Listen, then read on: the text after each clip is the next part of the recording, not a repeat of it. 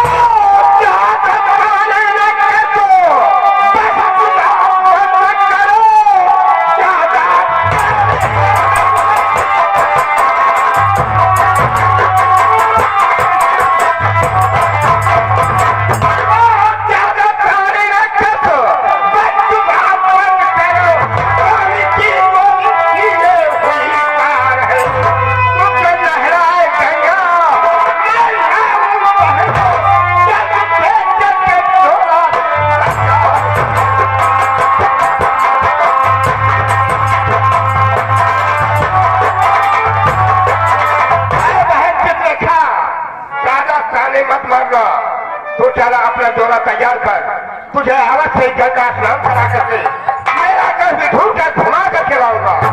अरे ऐसा ताना ना मारती आपको तो आप मुझे इजाजत ना देती गंगा नहाने के लिए। बहन चित्ररेखा, इजाजत इसलिए नहीं दे रहा था कि अभी तू नादान है, मेला वगैरह मत घुमा कर। ठीक है भैया, मैं इसी वक्त अपनी तैयारी बनाती जाओ अपनी तैयारी करो, मैं तुरंत आती हूँ। जाओ। नमस्कार। नमस्कार, खुश रहो।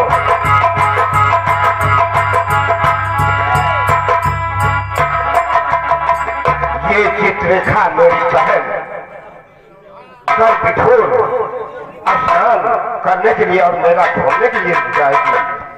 ठीक है बहन, देश दुनिया से आ जाए, हम समझ के लिए कोई परवाह नहीं है, कोई दुश्मन भी आएगा मेरी बहन चित्ररेखा के ऊपर पूरी निगाह देखेगा, उसका सर काट करके जमीन में फेंकूंगा। ये हंसामन अभिनंदन का राजकुमार हंसामन है।